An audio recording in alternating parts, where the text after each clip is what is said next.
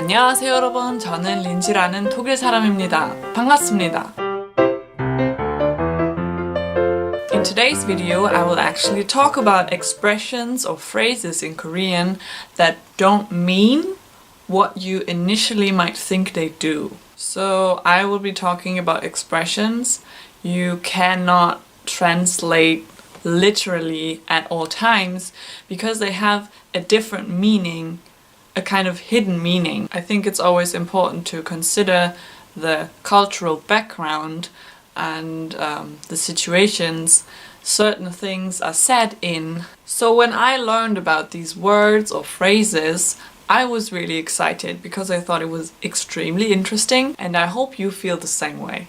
So the first expression we will be looking at is the phrase 밥 먹었어? So 밥 is the word for meal or rice, and 먹다 means to eat. If they ask this question, they usually use the past tense. So 먹었어 or 먹었어요. If you translate this literally, it means did you eat? Did you already have a meal? There's also something else implied in this question. They actually want to know how you're doing, what you're up to, if you're doing good. So the same actually goes for the expression 다음에 한번 밥 먹자. 다음에 한번 같이 밥을 먹자. The Korean person thinks you have a relationship where you could eat together, but it doesn't mean that they actually want, to meet up again and arrange a meeting where you can eat. What they actually want to say is more like, it was nice meeting you. Let's meet again sometime. So the second example or situation I want to introduce to you is a situation where you use the phrase 생각이 없어요. 생각이 없다. If you translate this one literally, it means I have no thoughts. I don't have any thought right now. This expression can also be used if you want to express that you don't have appetite, so you don't want to eat anything. Imagine you had a big fight with someone, for example your sister, and then your mom comes up to you and says, do you want to eat? And then you say, 생각이 없어요. So I don't have appetite at the moment, I don't want to eat right now. 생각이 없어요 can mean both. It can mean that you have no thought, but in a situation where you don't want to eat, you can also say 생각이 없어요. I don't have appetite. And you might have seen this expression in Korean dramas. So next up is basically 우리 plus some kind of noun. For example, 우리 어머니, 우리 아버지. So mother and father. Let's go with 우리 어머니. 우리 어머니. So 우리 stands for we or our. That's the literal translation. But if you connect this 우리 with 어머니, which means mother or mom, then you would think it means our mother, but it doesn't, at least not always. Sometimes, although you might not even have any siblings, Koreans say 우리 어머니 and mean my mother. I think that it's really interesting because they think about community a lot. The value of community is often expressed through the language, and you can see this in this expression. So just don't get confused if Koreans use the word we or 우리 when they actually mean my. So the fourth expression I will be talking about is a very famous one, and it's an expression that many K-pop fans and K-drama viewers already know. It's the expression 보고 싶다 or 보고 싶어요. Most of you, Korean drama watchers, will know that this means I miss you. But as I already explained in the video where I translated the lyrics of 방탄소년단's, so BTS's Spring Day, so you can click on the video in the corner if you want to watch it. This is not the literal translation of the expression. The literal translation is I want to see. I wish to see.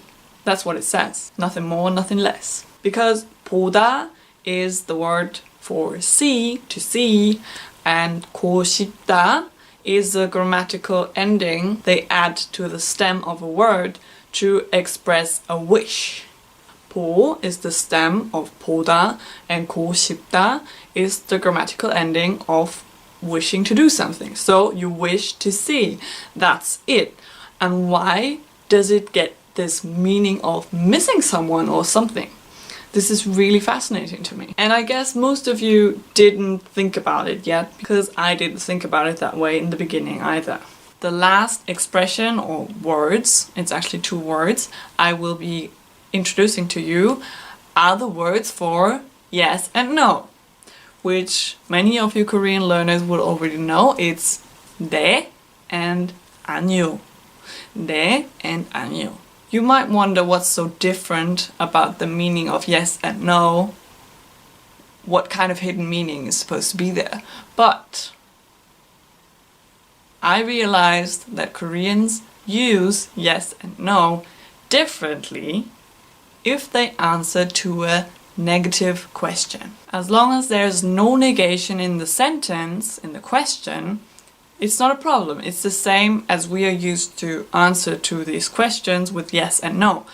But if there's a negative, for example, don't or not, then you have to answer the question differently than you're used to. Because in Germany at least, and in many English-speaking countries, you answer the question and think about whether the certain thing applies to you or not.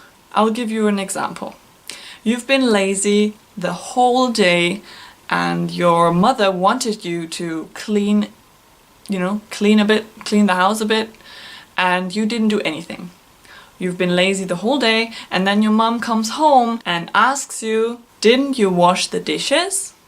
So because of the didn't, it is a negative question. You would think, well, I didn't do the dishes, so no, I didn't do the dishes.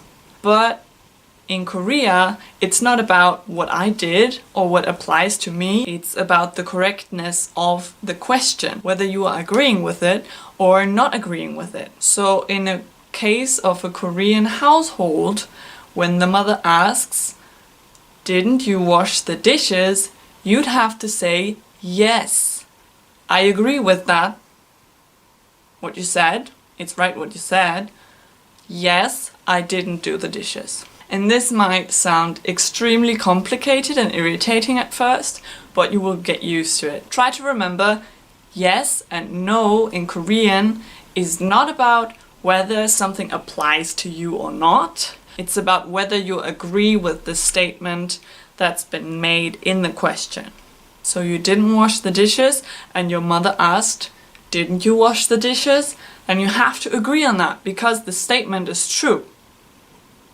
Didn't you wash the dishes? Yes, I didn't wash the dishes. And it can lead to many misunderstandings, especially if you just answer with yes or no and don't finish up the sentence after that. Just think about whether you're agreeing with the statement that has been made or not.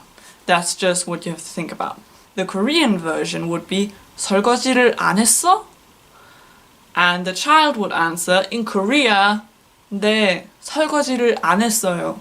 So that's it for today's video. I hope you enjoyed the video and learned something new. See you in the next video. Bye!